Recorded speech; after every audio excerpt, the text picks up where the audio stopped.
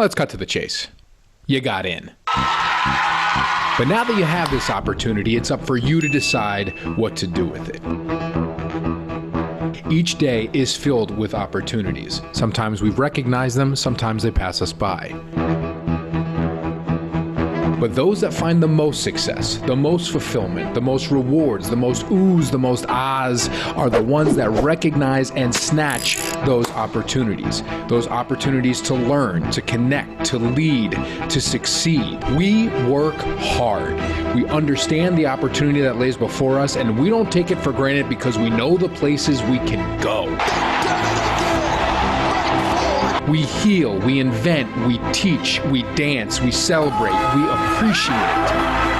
When it comes to opportunities, we find them, we seize them, and in doing so, we hone skills that not only prepare us for the future, but help us dictate the future. And if you ever question whether or not the future's in good hands, let me introduce you to some people that got their shot and knew exactly what to do with it. I'm past patiently waiting, I'm passionately smashing every expectation, every action's an act of creation. I'm laughing in the face of casualties of sorrow. For the first time I'm thinking past tomorrow. And I am not throwing away my shot. I am not throwing away my shot. Hey yo, I'm just like my country, I'm young, scrappy and hungry, and I'm not throwing away my shot. We gonna rise up, ain't time to take a shot. We gonna rise up, ain't time to take a shot. We gonna rise up, rise up. It's time to take a shot. Rise up. It's time to take a shot. Rise up. It's time to take a shot. Rise up. Take a shot.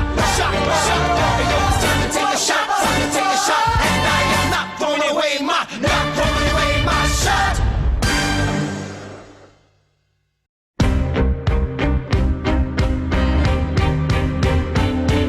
Let's cut to the chase. You got in. But now that you have this opportunity, it's up for you to decide what to do with it. Each day is filled with opportunities. Sometimes we recognize them, sometimes they pass us by. But those that find the most success, the most fulfillment, the most rewards, the most oohs, the most ahs, are the ones that recognize and snatch those opportunities. Those opportunities to learn, to connect, to lead, to succeed. We work hard. We understand the opportunity that lays before us, and we don't take it for granted because we know the places we can go. We heal, we invent, we teach, we dance, we celebrate, we appreciate. When it comes to opportunities, we find them, we seize them, and in doing so, we hone skills that not only prepare us for the future, but help us dictate the future. And if you ever question whether or not the future's in good hands, let me introduce you to some people that got their shot and knew exactly what to do with it.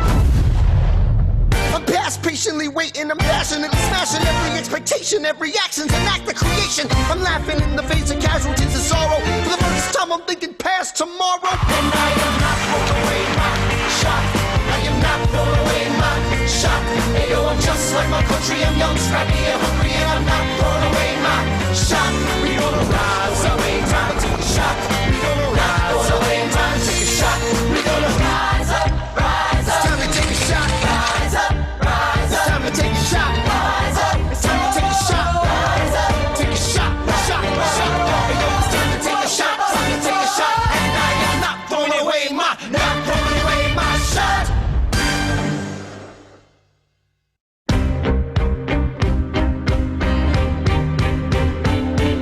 Let's cut to the chase. You got in.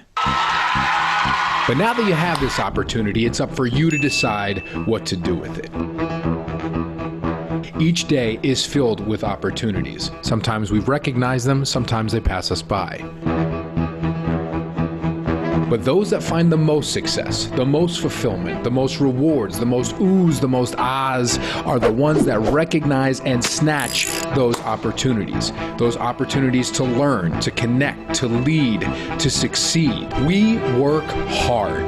We understand the opportunity that lays before us, and we don't take it for granted because we know the places we can go.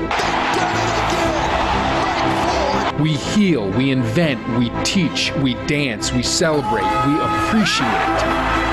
When it comes to opportunities, we find them, we seize them, and in doing so, we hone skills that not only prepare us for the future, but help us dictate the future. And if you ever question whether or not the future's in good hands, let me introduce you to some people that got their shot and knew exactly what to do with it. I'm past patiently waiting, I'm passionately smashing every expectation, every action's an act of creation. I'm laughing in the face of casualties of sorrow. For the first time I'm thinking past tomorrow. And I am not throwing away my shot. I am not throwing away my shot. Hey yo, I'm just like my country, I'm young, scrappy and hungry, and I'm not throwing away my shot. We gonna rise up, ain't time to take a shot. We gonna rise up, ain't time to take a shot. We gonna rise up, rise up. It's time to take a shot. Rise up, rise up. It's time to take a shot. Rise up. It's time to take a shot. Rise up. Take a shot, shot, shot. Hey yo, it's time to take a shot. Time to take a shot. And I am not throwing away my shot.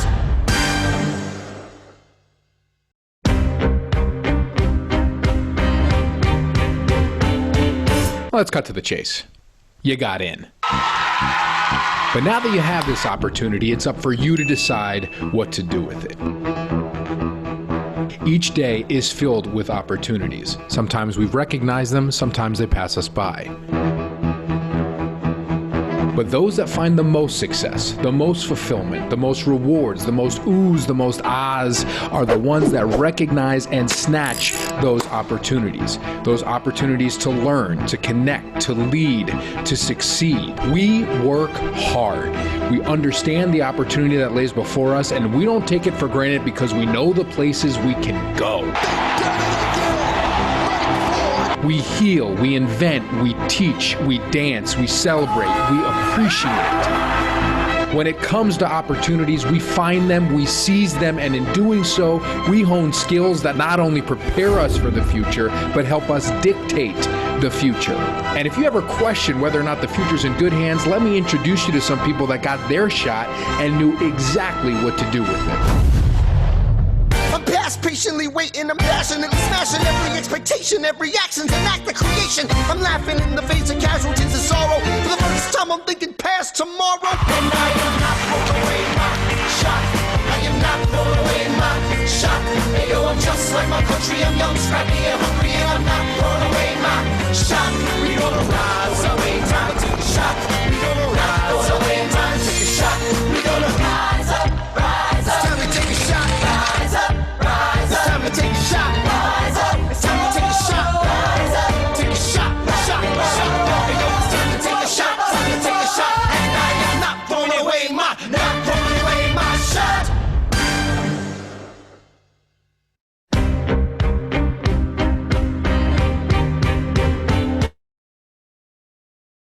You got in. But now that you have this opportunity, it's up for you to decide what to do. Hi, everybody, and welcome back. Those of you that have been watching our sort of webinar series this week, this has been a great opportunity for us to share HUN with all of you, albeit virtually, and we're all adjusting to this. Today, we're going to talk about the boarding program and leadership opportunities within it. But it's been fun for me as I've watched you all begin to register for the event to realize we have gone fully international with this webinar.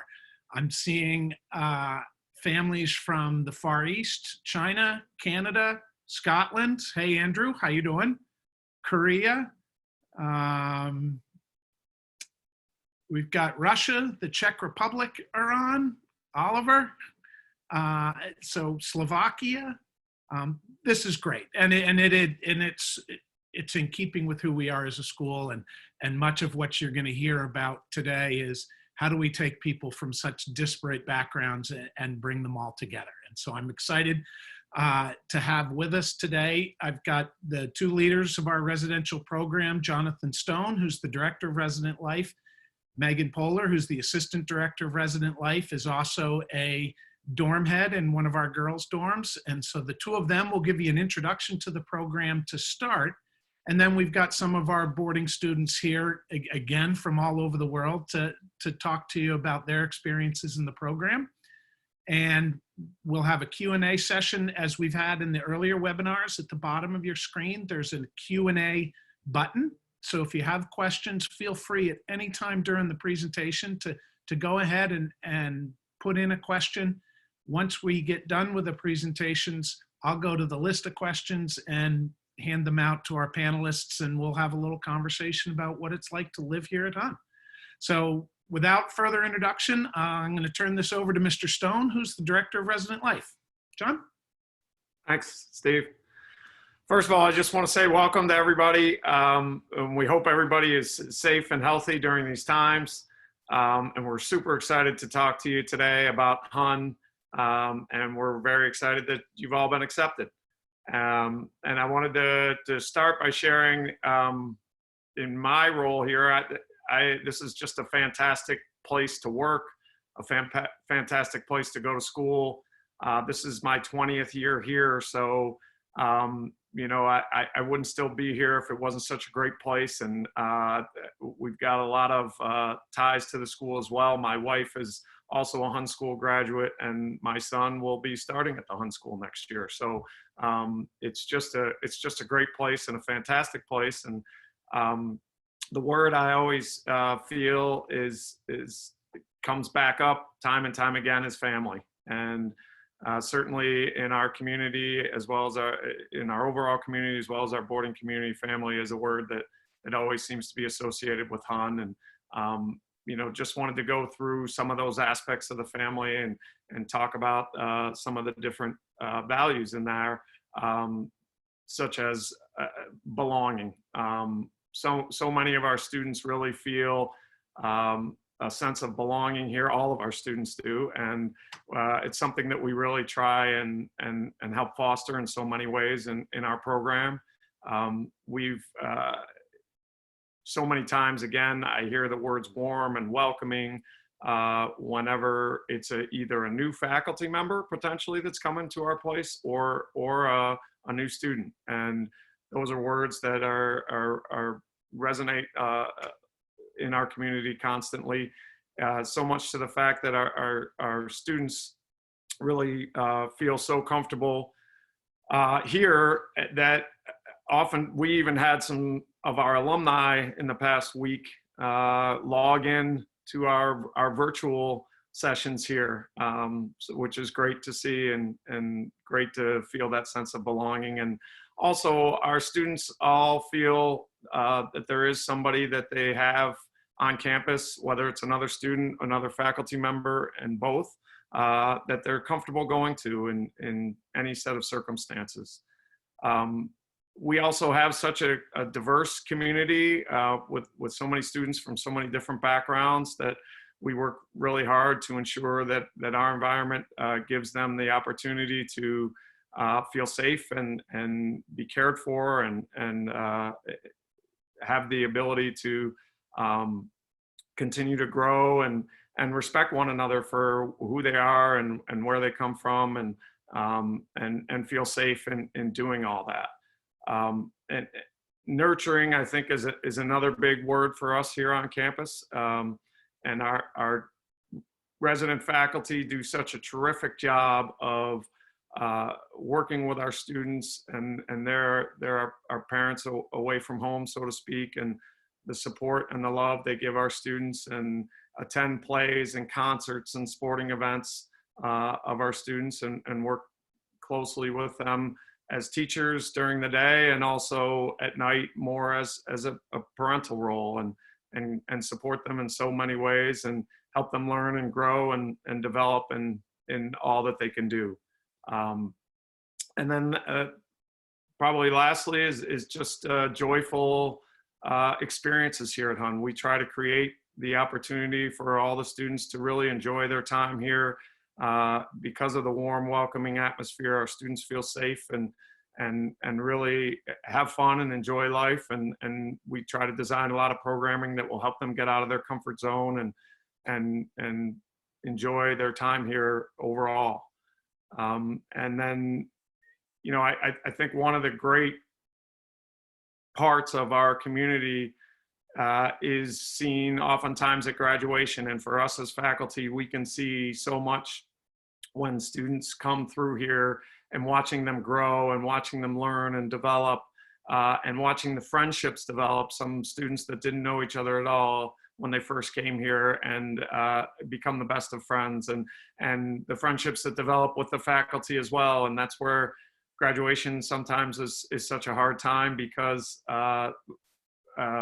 having to say goodbye to the students as faculty members, and having students know they're moving in different directions with the friendships that they've formed. But it's that community and that sense of belonging that is just a great thing about the Hun School, and what we really love, enjoy, and I think Mrs. Poehler is going to talk a little bit more about some of the things we do to encourage that community.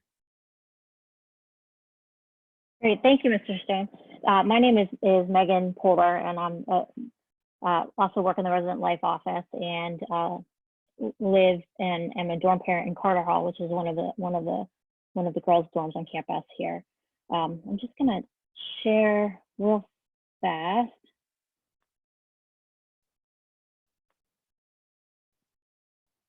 So I just wanted to share this photo with you, just so you could get a little bit of an idea of who I am and my background. So I'm a graduate of the Hun School, class of 1995. And this is a photo here that I keep on my desk at Hun, and some of the students, and I'm sure Mr. Stone has seen it. It's a photo I've always kept on my desk or hung on my wall somewhere in my office. This is my 11th grade English teacher. His name was Rob Misek, and he had such a strong influence in my life, as so many of the teachers at Hun did. He really took the time to get to know all of his students, and really encouraged and mentored me. And went out of his way to encourage me to get involved in the peer leadership program at Hun when I was a student, and become a writing center tutor. And I keep his photo on my desk because it reminds me of the tradition of caring adults in our community. It's such a part of the DNA of who we are at Hun. Really taking the time to get to know our students, and to really push them to step outside their comfort zone and take on new roles, and to help them see the strengths that they have inside themselves. And it's always been that way. It's always been a part of the Hun community. And when you listen to, especially when you live on campus, you have access to your faculty members during the day, but you also then have access to your dorm parents and faculty members at night. And at Hun, your dorm parents choose to live there. It's not all faculty members live on campus, and so you have those dorm parents that are choosing that life, who are choosing to live with students and be a part of their lives 24 hours a day. And I think that is really, really important, because that's the basis of a strong community, is developing those personal relationships with adults and students who are choosing to be on campus and to be a part of students' lives. So we at Hun, the foundation of our community is really built on the relationships. And so we work really hard to build those relationships, both sort of informally, and part of that is just the adults in your life showing up, being at those soccer games, being at your plays, being at your musical performances, all of those things. Having our doors open at night, walking through the halls to check on your day. Like I know in my hall, if somebody was studying for a big test, like I know, to go back and see how it went, like just sort of like those everyday interactions, like just really building community in that really personal, hands-on, like strong touch way, where we're really taking the time to do that. But then it's also building in more formal ways. And so, some examples of like more formal ways would be like squad meetings. They're kind of like advisory meetings. There are more formal relationships that you have with dorm parents in your hall. It's a group of students that gets together at night, and it's really just a group of kids that in the dorm that you can get together with and really be yourself with. And then on top of that, we're building community just through events and bringing people together. And that might look like sharing like our own experiences and where we're from. We do things like called cultural connections. And Andrea, she's one of our panelists. She did one for us earlier this year on Mexico. And so sharing a little bit of who you are and where you're from, and also sharing food, and things like having fun events. We always want to have fun together, and just having fun builds community, or doing things that sort of show our values. So we do a lot of events that are around the values that we hold as a community, and keeping kind of building those values up. And so really the strength of the school is in the relationships and the community that we have. And so for new students, we're really intentional about building that community. And so when you first get onto campus, that first night on campus that everybody is new, it's just all about fun and getting to know each other. And so we go out. This year we went out bowling and to play laser tag, and it's just really about being social together with the proctors, which are older students on campus, and the new students, taking the time to get to know each other and have fun together. And then the second night is also all about fun. We had kind of like a carnival on campus this year. We had tie-dye, we had bounce houses, we had ice cream trucks, and it's just really about taking the time to get to know each other and have fun together. And then you sort of build from there. You get assigned a roommate, and we help you through that process as well. That's part of learning, is learning to live with somebody, and to build that relationship and that trust with your roommate.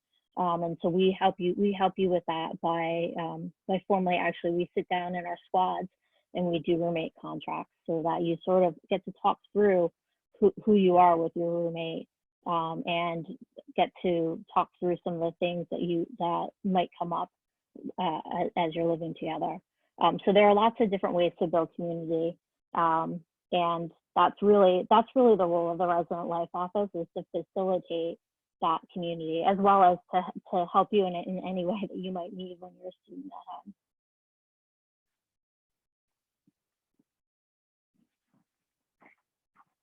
Sorry, at least once every webinar, I forget to unmute myself and I just start talking to nobody. But thank you both. I appreciate the overview of the program and the community. I'd now like to introduce our panelists. So if you guys want to turn on your videos and unmute yourselves, give them a second to get all logged in. Hi guys, how you doing? Good, how are you? Good. So what we're going to do is I'm going to invite each of our panelists to introduce themselves and tell you a little bit about where they're from and how they came to HUN and what they love about it. And then, as I said, feel free to take advantage of that Q&A button at the bottom of the screen and submit any questions you have to any of us or to all of us. And I'll sort of share those out as we keep the conversation going. Alexis, can we start with you? Yes, okay, so hi, I'm Alexis. I'm from Maryland. I've been at HUN since 9th grade. I'm a senior now, so I'm graduating. I am a proctor, which is like RAs, if you guys know what RAs are in college. Like, you just help out around the dorms and like make sure everyone's okay. I played tennis. I was like tennis captain for 3 years. I played basketball. I was on the varsity team for 4 years. And yeah, I'm one of the heads of Red Shield, which is,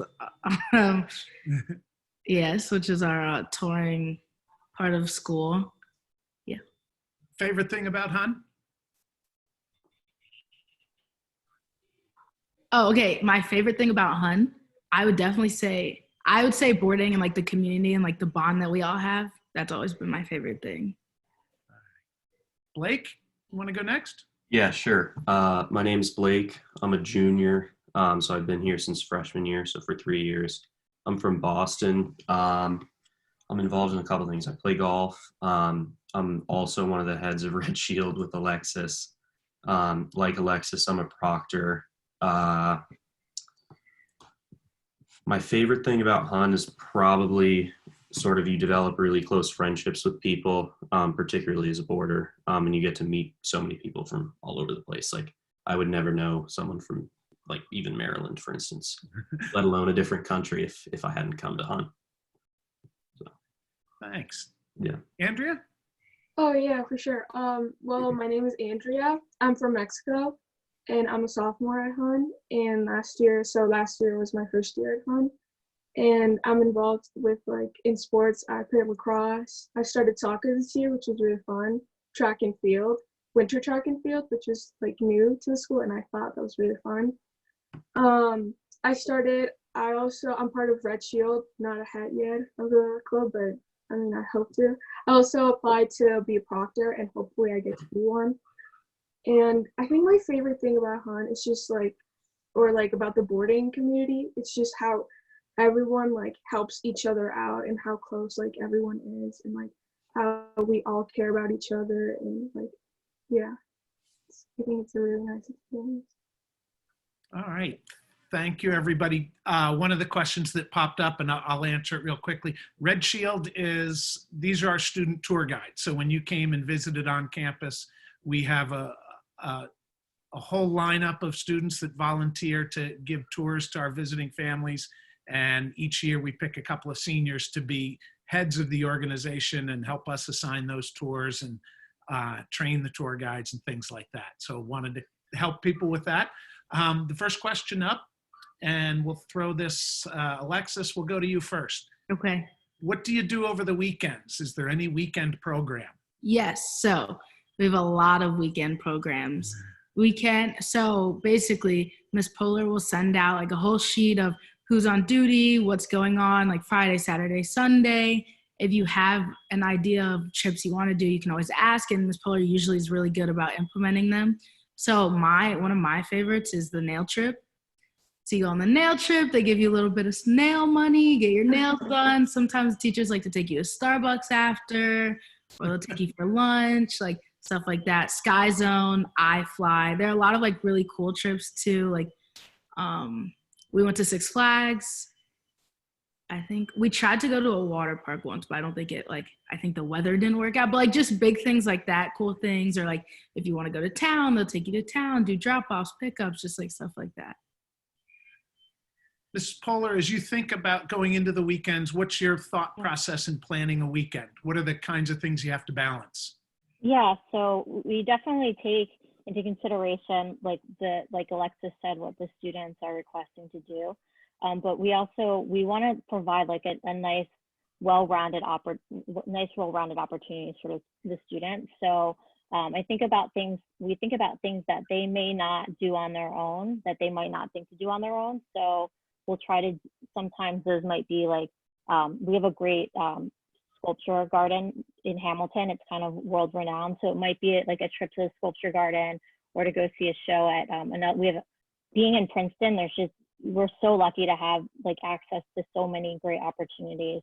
And so it might be, there's a theater in Princeton that is also one of the best theaters in the country called McCarter. So it might be going to see a show at McCarter.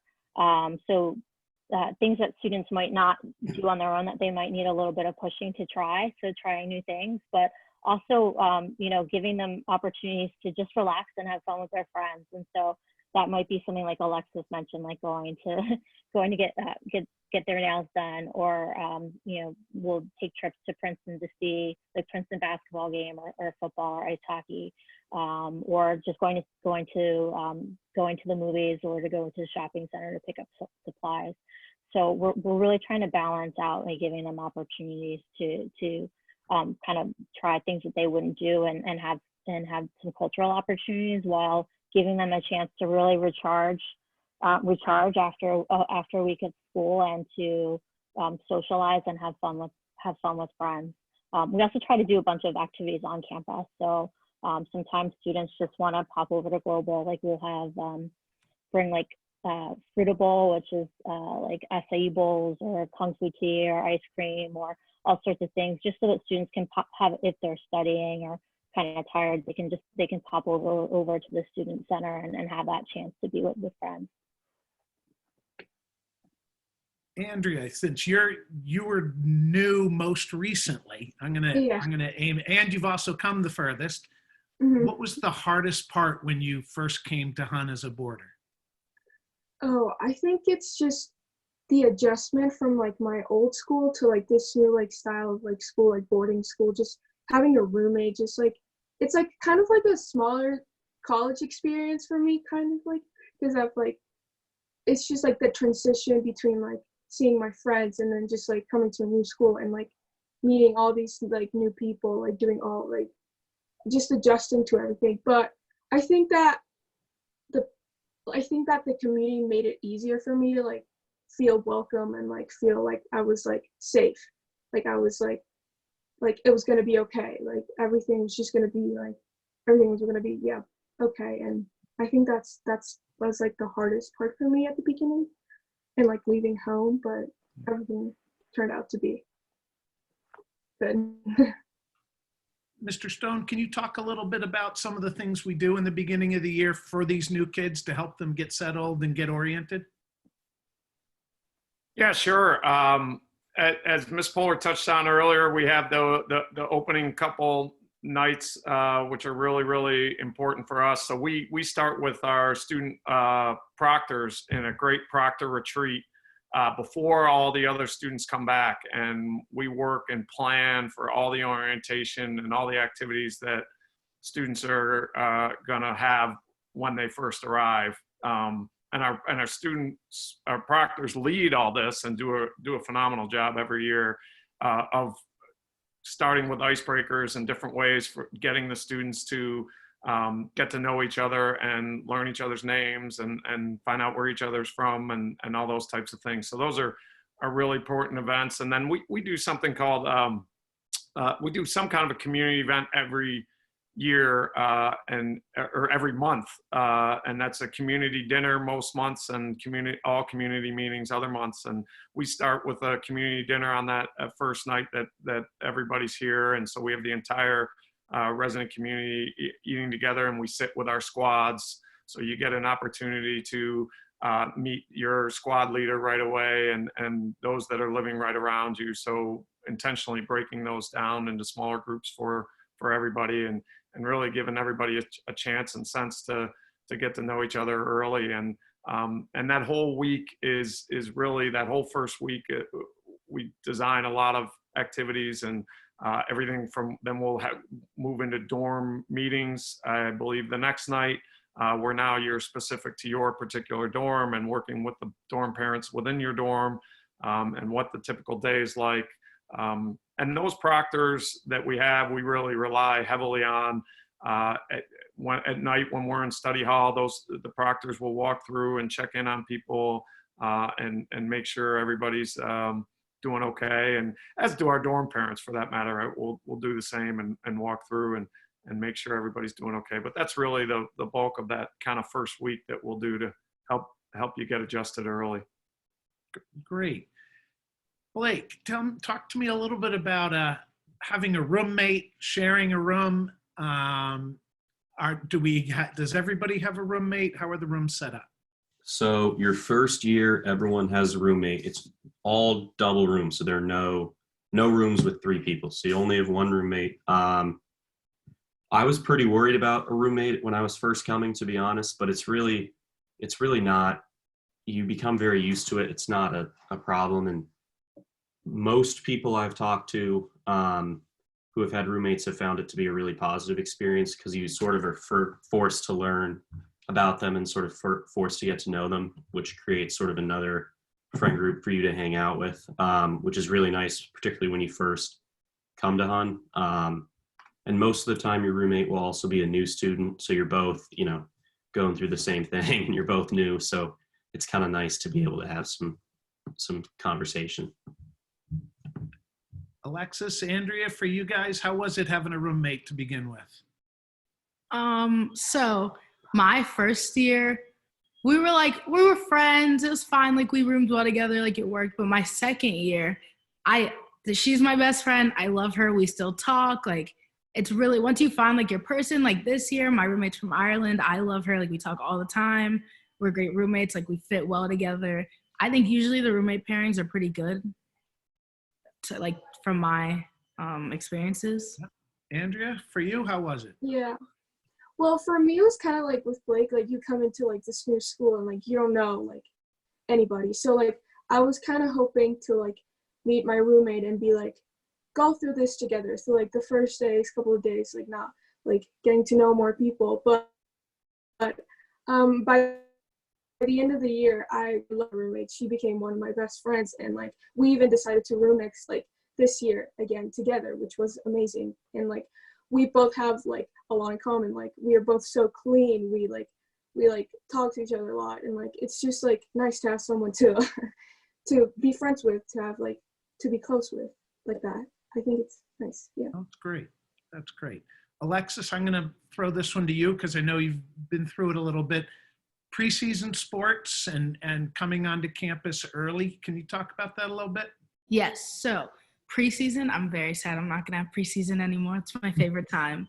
But my freshman year preseason was, I think, coming in, or as a new student anyway, coming in during preseason, definitely, if you enjoy like sports, it's definitely a good way to make friends and like get to know the campus, get to know your coaches, get to know your teammates, get to know other kids from other teams before school starts. So like you don't have to focus on your schoolwork, you're just focused on your sport, like meeting friends, getting comfortable, learning your living space. And I think preseason's really good for that.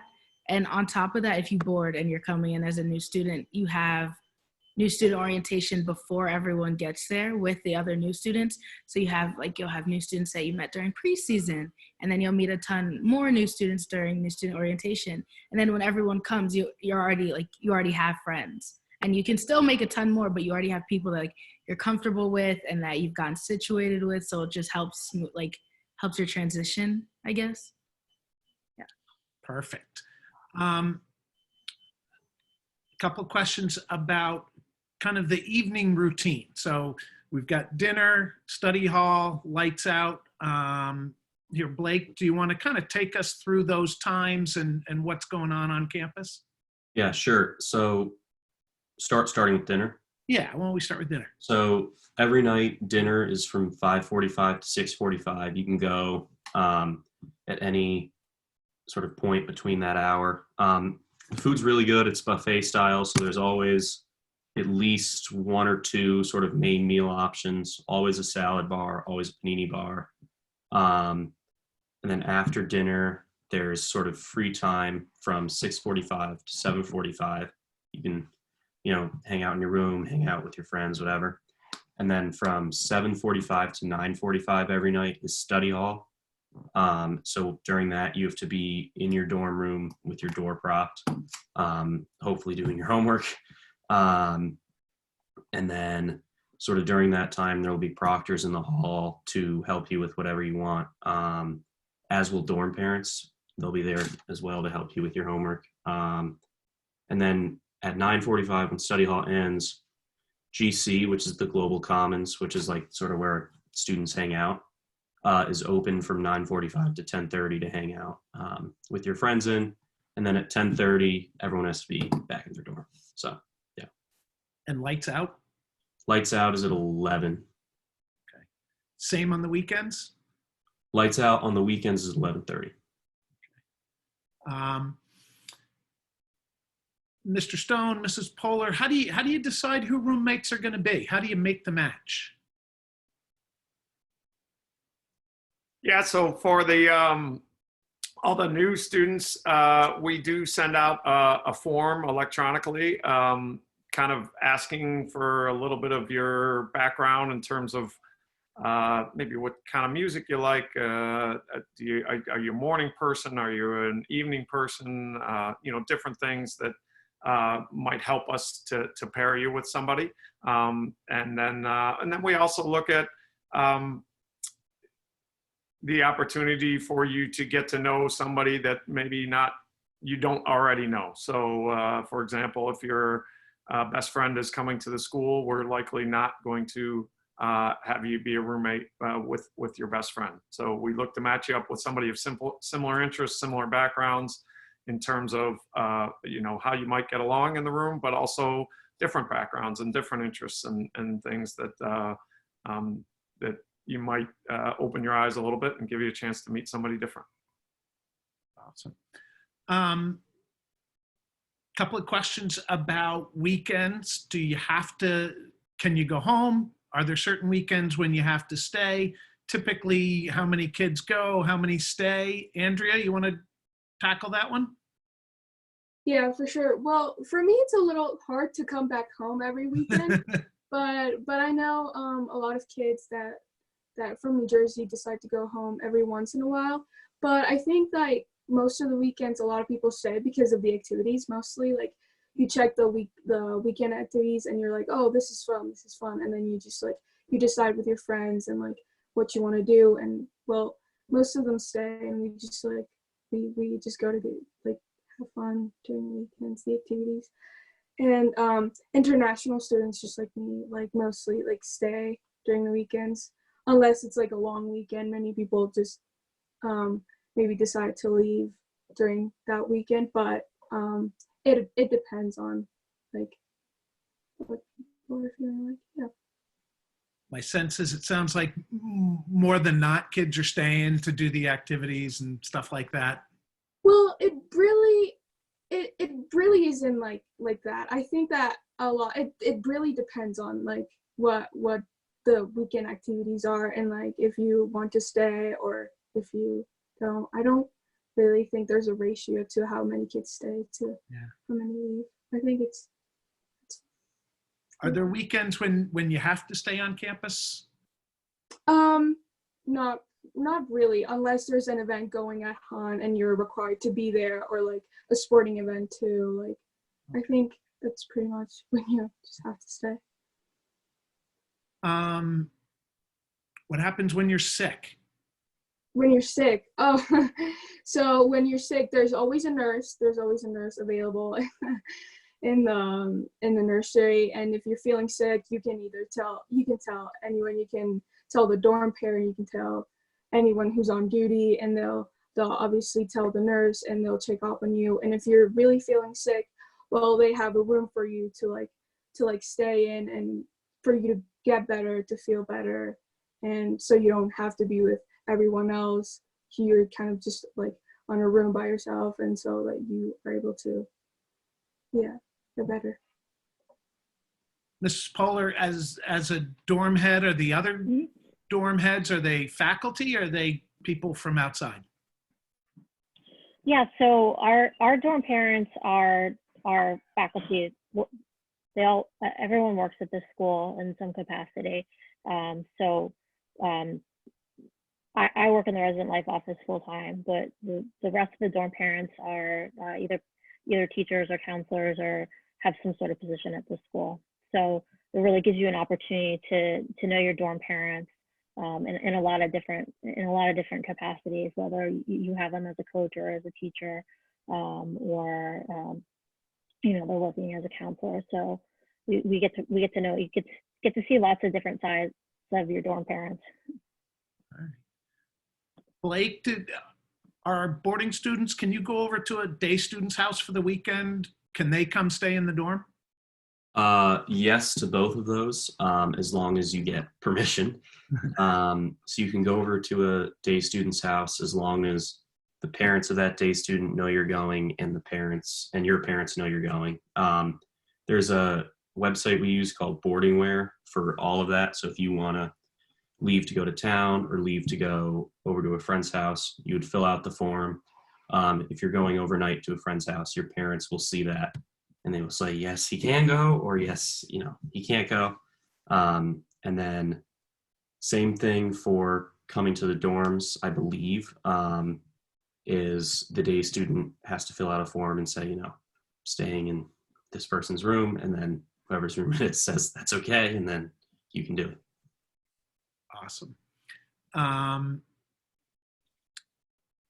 Can day students join in weekend activities, Alexis? So yes, they can. They can't like sign. We don't have like a way for them to sign up for it. We don't usually have too many day students come on weekend activities, but like if you have a day student who's staying over, like they can come on weekend activities, or maybe we're going to a hockey game and they're like, or a Hun hockey game, those are pretty popular. And they're like, hey, I want to go to the hockey game. I know you guys are taking a bus. Can I like hop on the bus? You ask Miss Puller, Miss Puller's going to say yes. So stuff like that. Yeah, and if you have friends from outside of school that want to come stay, they can also go on Res Life trips and stay in your room as long as your roommate's okay with it and your parents like get it approved by the school.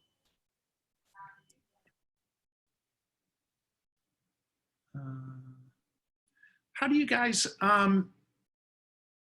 you're not living at home, but you still need supplies, things like soap and shampoo and those kinds of things. How do you get your sort of basic supplies? Haircuts, things like that. Well, so every weekend, haircuts, I don't really get my hair done at school, so I don't know. But every weekend, every Sunday, we're given an option to go to Target, Walmart, Whole Foods, somewhere. So if you need like school supplies, food, you can have a fridge. So, and most of the dorms have microwaves in the dorms. So like if you need stuff that you want to put in your fridge or things that you want to microwave, like microwavable meals for like weekends, if you just want to snack while you're studying, stuff like that. There's a place in Princeton that you can get your hair cut. It's like Supercuts or something. I have no idea. If you need to get your hair cut. Yeah. I don't know, Blake, maybe you can talk about haircuts. Yeah, there's a couple places right in the town of Princeton that you can get your hair cut. I think it's like $20. I like them. They're pretty good. I don't know about like salons, but You don't? no. Yeah, that's one of the nice things about being in Princeton in our area. There are plenty of options, and we try to provide those opportunities. Like Alexa said, we have a supply run every Sunday, and then also like there's always times where students are kind of realize they were assigned something and maybe didn't look at it and need supplies, and we have all of that in the Resident Life office as well. So if there's something, and I know these three know that, they come in quite often. If there's something that you need or you forgot or you want to get a snack, we keep all that in the office. We kind of like to think of it as like, you know, our office is kind of like, you know, our students' kind of kitchen. We like it when they come in to borrow things and grab a snack. We kind of have all those things available. Part of it is because we know they're away from home and they need it, and part of it is we want them to come in and see us. We want to be able to see them every day. So all three of these students come in quite often, and we love it. So we keep it stocked for them as well. Also, I was thinking about the hair thing. So I have had like really good experiences with just being at school, but one of the things that I've like never forgotten is one time I did need to get my hair done, and one of my teachers reached out to just like someone she knew and was like, hey, can you like come to the school and like do these braids for one of my students. So just like the teachers are really flexible and like they're actually there for you. It's not just like you're living with these teachers, like you're living with these people who like care about you and want to take care of you, want to be there for you. So just like things like that. Given the virus situation, I'm kind of looking for someone to cut my hair. If we could figure that out, that would be really helpful for me. What happens if you don't get along with your roommate? Mr. Stone? Yeah, sure. So as Mrs. Poehler said in the beginning, we do try and help out the whole roommate process with a contract at the beginning of the year, where you kind of agree on, you know, certain things that and ways that you want the room to be.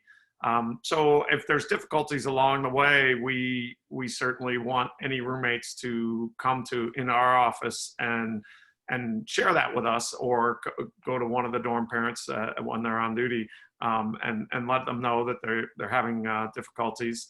And then our first step is always to talk to them more about it and try and get them to work on that relationship. And you know, one of the first questions we usually ask is, have you discussed any of this with your roommate? And oftentimes, if they haven't, then we encourage and help them with ways to discuss that. And then sometimes maybe we have a dorm parent in that conversation So we always try and work those things out first. And in most cases, I think we're able to work through any differences the roommates might have, and they're able to certainly live in a good way, and they might not be the best of friends always. And one of the things we say often in our office is the best of friends don't always make the best roommates. But at the same time, if it does get to a point where two people truly are having a hard time living together, we usually give it through the first marking period, and then we will look to find other solutions and potentially change around. But it's got to be something that the entire community is agreeable to, not just one of the people involved. Thank you. I'm laughing at our next question because the answer is obvious. How does Amazon delivery work? Because we can't live without it. Anybody order a lot from Amazon? I can talk about that because I definitely do. And my mom sends me a lot of packages. So basically, in where you had your interview or like where you started your tour is where we get our packages in that building. So Miss Zug sits at the front desk and she'll sign everyone's packages in, and then there's a little space in the back where they put our packages. So you just go to Miss Zug, hey Miss Zug, I think I have a package. She'll give you her little book that has everything in it.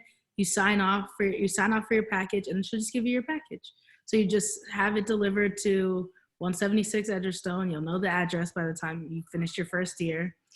So you send it there, it'll deliver, you come get it, done. Like my birthday, I got like 10 flowers. And Ms. Zug, sometimes if you have something pressing like that, she'll email you, hey, like you have a little surprise, like make sure you come check it out, stuff like that. So it's pretty easy to get like mail or anything someone wants to deliver. It's pretty easy to do that. Awesome. Not that this ever happens, but if disciplinary situations, if kids break the rules, Blake, what happens? So, I mean, obviously it depends on sort of like the level of like what you did. I mean, particularly like the first marking period as a boarder, with like boarding wear and sort of general rules on campus, the dorm parents, are human and they understand it's hard to get used to like a new set of expectations. So if you like miss dinner once or, forget to sign out once, you're not going to like get, suspended or anything.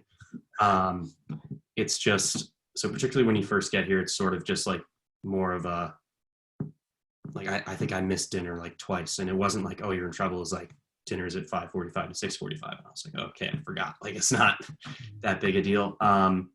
For a bit more sort of bigger offenses, or if you, miss dinner for a week and you're a senior, there's a couple levels. There's a student honor board, which is you go and you talk to, your peers, and they sort of help formulate a consequence with you. Then there's a level above that of the discipline board, which is students and faculty members. Same thing happens, conversation, and they determine what's going to happen. But we wouldn't know anything about that stuff. No. Yeah, we'd never need them. Yeah. Let's see, what have I missed here? The obvious one, dress code. Anybody want to try to tackle that? One for boys, one for girls? I can talk about the girls. Oh, you go. No, go ahead. Okay, I can talk a little bit about the girls' dress code. I think the girls' dress code is pretty. It's pretty loose for girls. You're allowed to wear skirts 4 inches above the knee, not shorter than that. You're allowed to wear dresses, pants, as long as they're not ripped. You're allowed to wear blouses, and then there's obviously dress down days, or like during spirit weeks where we have like theme days of like, oh, like Monday you come in like neon, like all neon, or like Tuesday you come like hun year, which is like sweatpants, or like, and Wednesdays like pajama days, you're allowed to come in your pajamas. Like that's only like during spree weeks. And then we have casual dress code, which is like maybe during exam week where you're allowed to wear like jeans or sweatshirts but mostly it's just like, it's like for the girls, it's like pretty okay. I like the dress code. Like, I don't mind it most of the times. I think it's okay. Yeah. Okay. Yeah. So the dress code for guys is it's pretty like straightforward. You have to have a dress shirt, tie, like khakis or dress pants. They don't have to be like khaki colored, but they do have to be like, you can't wear jeans or sweatpants. Dress shoes or certain sneakers, but they can't have like a logo on them. But if you have like sort of those like nice like white or brown sneakers, those are usually fine. It's like putting on a tie for the first 2 weeks is kind of like weird, and it takes a lot longer to get ready, but really like I'm used to it now. I don't really mind. But yeah, I don't mind it. And yeah, but your first couple weeks, give yourself a little more time in the morning, because it takes a while to tie a tie when you're like half asleep. Alexis, I'm going to save the last question for you. And because you're a senior, and as you think about next year, how do you think being a boarder at Hun has helped prepare you for college? That's a good question, actually. Okay. Well, I think that being a boarder has really helped prepare me, definitely in time structure. So I know, like, if I can't figure out my own timing, like, I have something to fall back on from Hun. I could be like, this is when I need to go eat dinner. This is how long I need to do my homework. Like, I need 2 hours of study hall. I know that's going to work. I think living with people has been really good, because now, so one of the schools I'm looking at is Baylor, and they allow freshmen to live in apartment living. And so since I've been boarding for 4 years, that's really made me feel like, okay, I think like I'm ready to do this on my own. Like, I could live in an apartment. I could like take care of myself, because like it's a step up. So you're not being taken care of by your parents at Hun, but you're being taken care of like people who care about you. So you still have someone for like, you still have a backboard. Now I'm going off to college by myself, and I feel like I've been prepared well to do that, to be on my own and to like structure myself and live by myself, and like especially live with others, like get along with others, like share bathrooms with others if I end up living in like a regular dorm. So stuff like that. I think Hun's prepared me very well. I feel ready for college. I'm excited for college. Yeah. Good for you.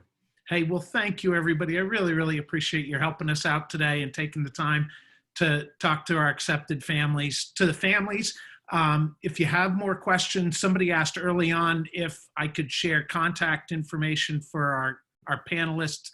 I'm happy to. If you just email me at stevebristol@hunschool.org, I can connect you with any one of these guys, and assuming it's okay with you, I know they'll be happy to sort of give you the inside scoop. We have another session coming up in about a half an hour on diversity and inclusion, which will be really exciting. The director of the program, Otis Douse, is going to help us with that. And then we are in the process, and this is not on your schedule yet, but we're in the process of putting together one more kind of last ditch webinar next Tuesday night. We're taking out all the stops and coming after everybody. We're really excited to have you here. This has been an exciting week for us as we've done Hun revisits in a whole new way. The feedback has been fantastic. So thank you, everybody. Panelists, again, thank you guys for all your help. I really appreciate it. Thank you. And we will see everybody that's available in about a half hour for the next round. Have a great weekend, everyone. Bye, guys. You guys. Bye. Thank you. Bye.